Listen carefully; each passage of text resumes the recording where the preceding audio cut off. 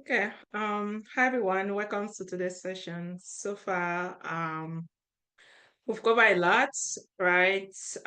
We've categorized an information system. We've learned, we identify all the information types. We got the highest watermark for that system. We even did an adjusted impact level for a system. Then we've gone through Rep 4 and Rep 5, with Rep 4 being obsolete. So you might still be working for organization that still adhere to the Rep 4, needs 853 Rep 4. So we've shown how we can get a security control baseline after we've categorized an information system. But the next question here is what happened next? We've been doing all of this, but we've not introduced any documentation yet. So are you just gonna do that and just keep it in your memory? What are you gonna do with all the information that we have worked on so far? So we want to be able to document, okay?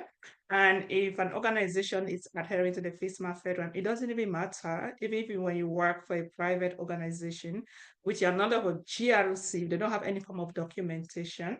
Fair enough. GRC is so easy that you can go to the internet, go to Federal Marketplace. DHS have a lot of template online. Once you can do your research, you can document or actually download some of those template and then customize it per your organization need. I'm saying so because I've worked for a private organization where I have to, come up with a customized template so you too you can do same. Okay.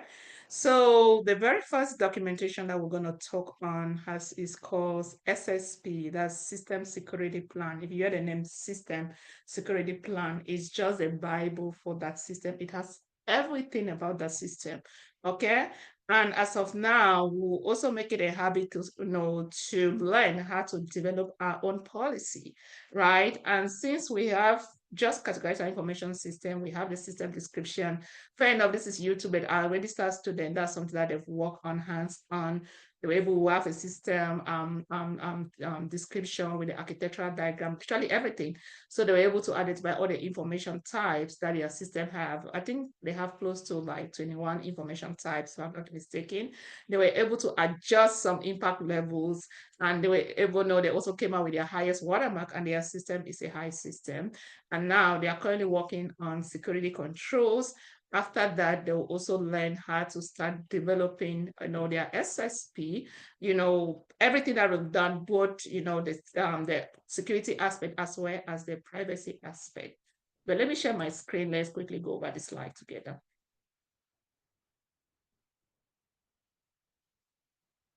All right, so system security plan, a comprehensive overview for beginner. I still believe, though already have working professionals, still, I believe you all will still benefit, from our videos.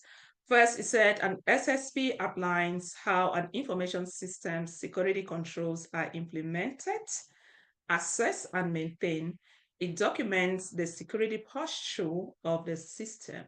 Do you get like everything about that system? You have it in your SSB. It's a very confidential document. It's not a document that anyone can easily get access to. No, it's a highly sensitive information because once you lay your hands on this particular doc, you will literally knows everything about the system, about all their controls, especially their controls. There has a situation where controls have not been implemented, then you really see the risks that they are exposed to, and even give you the progress of that system. At what level is that system? Is it at the level of categorization? Is it at the level of selection of control? Are they implementing security control? So this is a living artifact, right? It's a living document where anything that you do, you make sure you start updating and developing and learn how to develop an SSP. Okay, and that's why I talk about controls are being implemented. You have to talk about the control statistics. This is something that we're also going to cover in future videos. Talk about the control statistics, if how the control, if they've been accessed or not, and how those controls are being maintained. So it covers everything about your information, that information system.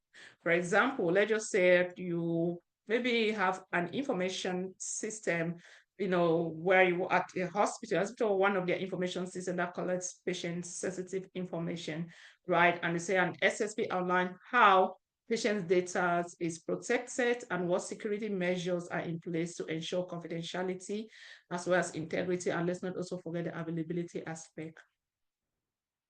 But what are some of the purpose of an SSP? First, you want to ensure system meets security requirements. Very important, right? Security is a big thing, not only security, but also the privacy requirements. It also guides system owner in implementing security controls and provide transparency for auditors, our audit as well as assessment. So also provide guidance for system owner on how they implement security control. I'm just going to say I have a template for the Department of Homeland Security. You have a session that you have to document your controls. You have to put a control implementation statement, how that control be implemented, and even give you the statistics of the controls. Because once you go there, you check to see if that control has been implemented or not. If it's planned, then you need to know that you have to go do it, right? And also, one important aspect is the fact that it provides transparency for audits as well as assessment. Like in my last role, actually, one of the things I did, I have to let an annual assessment, right? You have the assessor or auditors coming in every year to assess the security posture. As a matter of fact, I did manage like two very hectic or heavy measure applications. So being able to do the annual auditing, right? As like I was the ISO anywhere. So when they are coming, the very first document they're going to request is the SSP, because your SSP has all the information. And that even reminds me also, when you are taking your role or interviews, one of the things that you're going to be doing, even like your day-to-day activities, at times you're also going to be reviewing and updating security policies, right? For example, I was at ISO. When I left, they have to update that document to have like the most current information, right? Point of contact. Because imagine a situation where if I'm there, I left and nobody updated, and when the ISOs, I mean, when the assessor comes in, when they comes, guess what? They want to call my number, they want to email me, but of course, I've left the organization, right? And this is again important because once they are able to go through the SSP, it literally tells you everything about that system. Okay. Also, a company uses an SSP to prove compliance with different regulations like GDPR or HIPAA.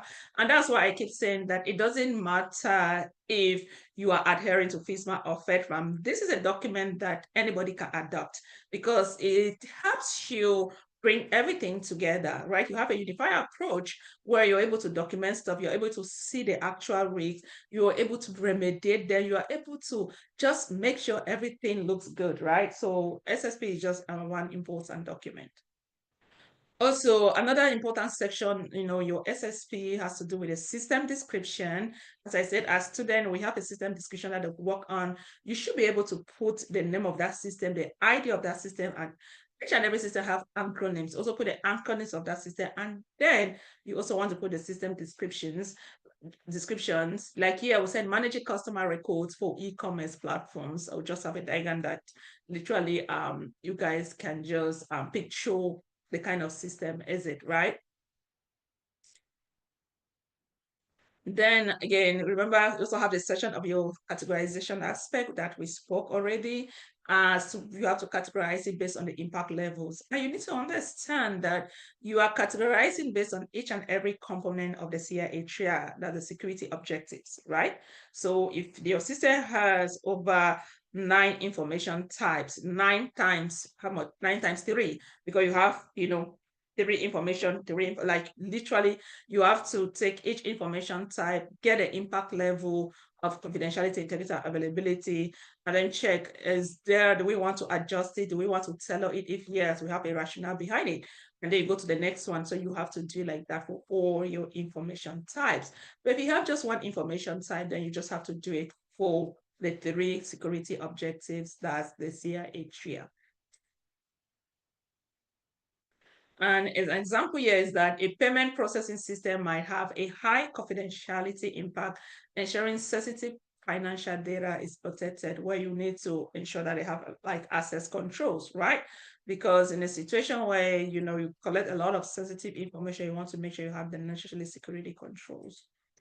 Another section that you're also going to find on your SSP has to do with the roles and responsibilities, right? Different roles, responsibility, put them. Remember, I told you about my roles.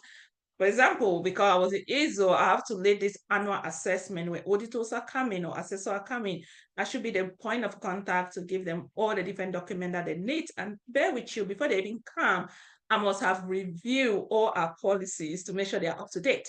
Review, and updated those policies, make sure they're signed, and then also collect the necessary artifacts from the different stewards. I think we use Jira then, so make sure I'm tracking progress. People have to like bring all the different artifacts. If there's an artifact that is missing, of course, you want to get those.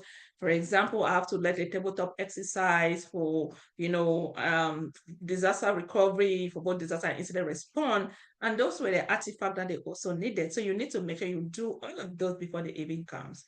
Okay? If I told you are the manager, right? If you're the manager, you can do that. But if you are just a mid-level, then of course, you can still help in gathering or putting together all the different artifacts. And then security controls, but the bulk of this document actually has your security controls, right? So imagine a system, for example, like the system that a student have worked on, it's a high system. A high system by default, you have a lot and plenty of security controls. You have system that has over 2,000 controls. So just imagine how big your SSP is. And you have SSP that might range from 200 pages to like 800 pages, 400, 600, depending again on the criticality and sensitivity of the system. And bear with you that organization can also go with a baseline control, but baseline controls, but they can still tailor it to add additional control that's not necessarily, a baseline control. It solely depend on them, but whatever the case is, then you realize that the SSP is being full with a lot of security controls. And that's why I still lay the emphasis and tell people, if you understand security controls very well, not just having, security control, I know what security controls are, but be able to understand, take some time to understand security control very well, then you'll be very good as far as GRC is concerned.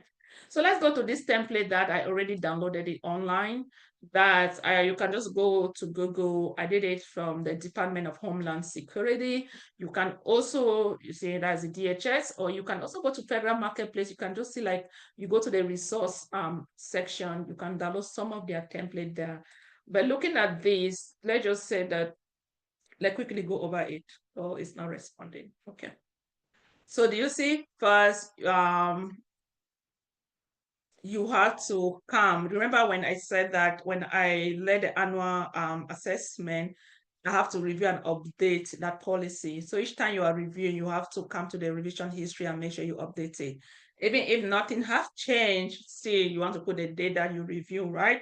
That's to show that the document, at least it was reviewed and updated, or it was reviewed, even if nothing happened. So your revision history is going to tell you that.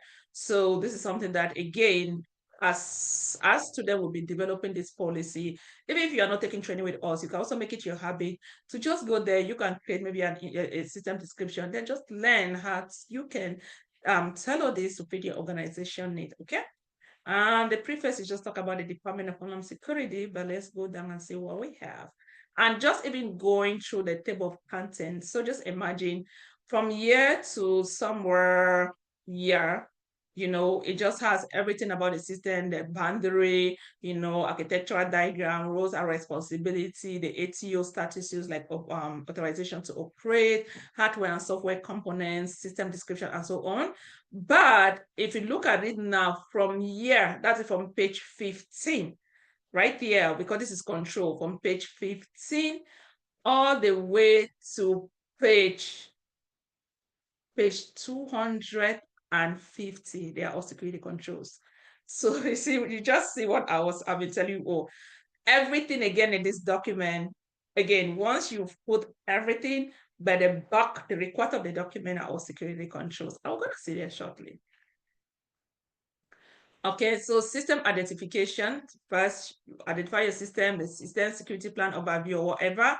Put your definition, system name. Of course, you have to put the system name, you have to put the FISMA ID, the revision, as well as the abbreviation or acronyms, information categorizations. You have to like feed that. Do you see? We have it based on the impact level. That's the impact level of high, for example, was the impact level high, high, high, low, low, low, or whatever.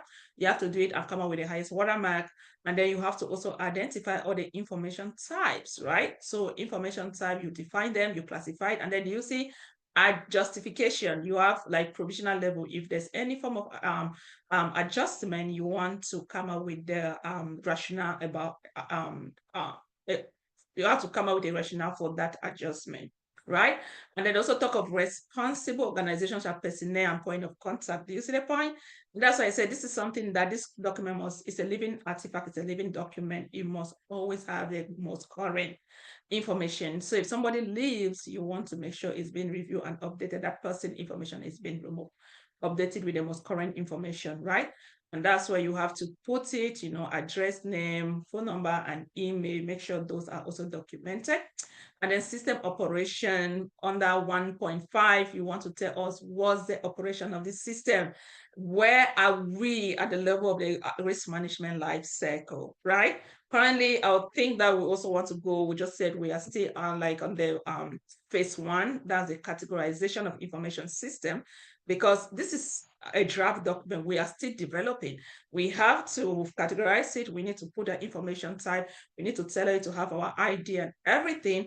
And then we need to start identifying, once we've put everything, put all the different roles and responsibility, if there's some form of interface or integration with other systems, the architectural diagram, the data flow, and like literally everything. Once we have that, document the software and hardware component, if I thought there are any, then you want to tell us the state of the system. For example, if system has the following authorization status, at this point, okay, this one, operation status, we are still, phase 1, that's the categorization of information system. Authorization status, has it received ATO yet? No, not yet authorized. So we'll put that not yet authorized because this is still a document that we are developing, right? System operation, identify who owns the system and who operates the system. Again, we'll talk about that. All the different roles and responsibility, the system owner, all the different stewards, as well as the stakeholders. Then this session, you have to put the system description, mission, authorization boundary, how in their form, I think I spoke on that already. There's some form of external or integration with other systems. You want to make sure it's been documented. And then you have the system users, all the different users and their roles. You also want to make sure it's been documented. Architectural diagram, you see, you got to put it the following architectural drawing, provide a visual depiction of the major system hardware element and constituents. So make sure it goes there. And what type of system is it? Is it a major application or is it a minor application? So you just gonna document and choose the section that fits your system, right? And then hardware, virtual machine, software, firmware, and description. If you guys are using any of those, then you also want to make sure the version, the brand is being documented and the version and everything about that particular device. So do you see, an SSP, again, is just that document, it tells you everything that you all do. Encryption / PKI tell you who issued a certificate for your system, right?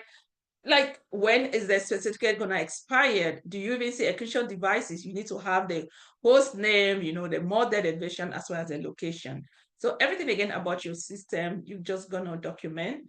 And that notwithstanding, if we can just go, so this is something that you all can take some time and just go over it and just try and understand the different session and to come to the realization that an SSP is one most important document that each and every information system must have. And remember, it's not a document where the organization have information system. So if that organization have over 100 systems, so you must make sure you have over 100 SSP. That's just one. And then think of all the other SSP that we're going to develop as time progresses. Okay. Another one is that any mobile code, port protocol services, even the privacy consideration. So you also want to make sure you document if this system collects a lot of PII, where a PIA is mandatory. Excuse me, it should be documented. Do you see even the applicable laws, laws that you all adhere to, make sure they are all documented right there. And you see this point, and that's why I said, if I think for pages 15 to pages 250, it has to do with security controls, right? Both security and privacy controls, not just security. And if you look at this document, like template was actually developed in this 804 because we last class we spoke about the comprehensive analysis between REF 4 and REF 5, but this already, you see, access control policy and procedure, the organization, and now REF 5 is more outcome based, and of course anyone can not necessarily pinpointing or defining rules that have to satisfy that particular control, but anyone within your organization. So it's more action oriented. Okay, and they just copy the description or the summary from the REP 4, that's the NIST 853 REP 4, and pasted it here. But one thing that you're going to realize as time progresses, and something that we're going to work on, each time you come down your control, for example, -1 controls or -1 controls are policy and procedure, that's AC-1, you have to define each and every piece or component of this AC, right? For example, they said develop, document, disseminate, organization define personnel or role. Who in your organization is responsible for developing, documenting, and disseminating the access control policy? Now you need to define that person. The ISO, for example, the ISO is responsible for developing, documenting, as well as disseminating the access control policy. And then each time you check, also you have to define each and every component. You also have like the purpose. The access control actually has a purpose, address, scope, responsibilities, and all that, and the other stuff that we have there. And then we talk about review and updates. When is this document being reviewed and updated? Is it an annual something? So everything you get, so you have to make sure you satisfy this particular control, because if assessors are coming in, if they're assessing, or maybe you are also a assessor within your organization, these are some of the things that you want to check. And this portion is going to come handy, especially when we start talking about implementation statement, because each and every piece will need to have an implementation statement. So you have the implementation narrative, then you have implementation statement that actually speak to that particular piece of that control. For example, the A part needs to have an implementation statement. 1, 2 needs to have an implementation statement. B part needs to have an implementation statement, as well as 1 and 2 on that B. So each and everyone needs to have an implementation statement. And then when we come, we need to also go to the status, right? That's where you want to come implement. Is it implemented? Is it not implemented? Is it planned? So give me the status of this particular controls. And that's why it talk about transparency, because say the difference toward, by the time you document this, you come to this section on your SSP, you should be able to tell if this control is being satisfied or not, or maybe it's planned. And each time you put plan, a poem, I think that's the next document that we're going to cover. A poem is also being developed where you need to track the progress of the work.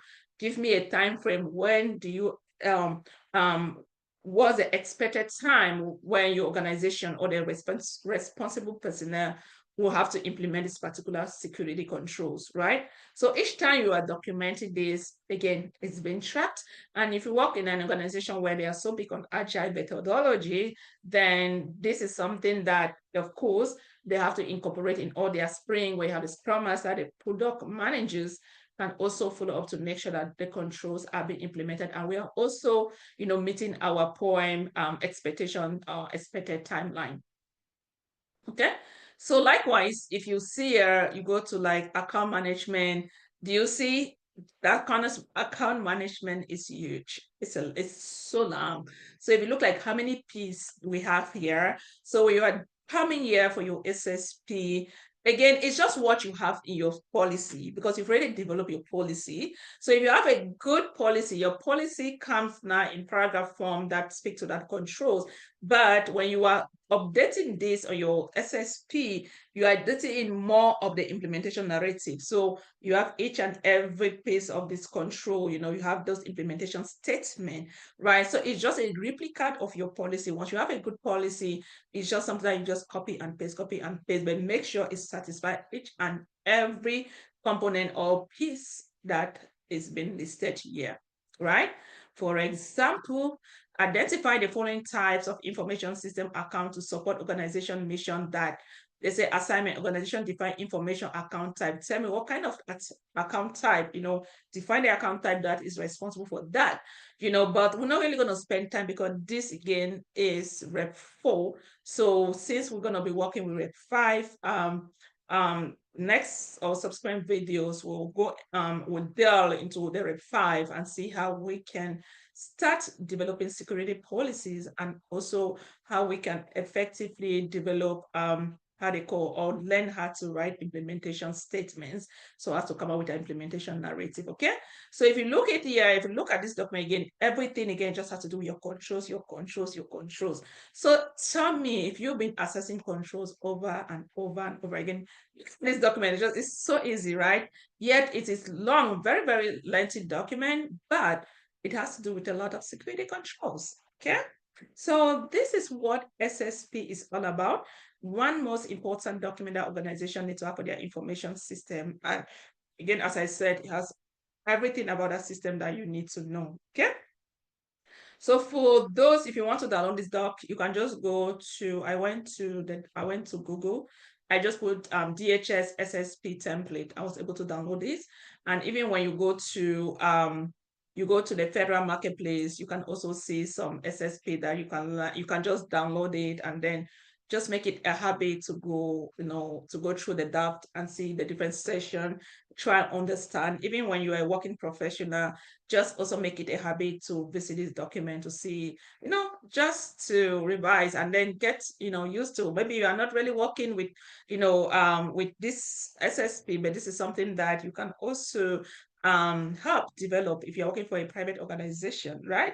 Have something in-house or for record keeping or housekeeping, their organization can adopt in the long run. Okay. I hope this particular session helped. I'll see you all in the next video. As then I think we're going to talk about POEM.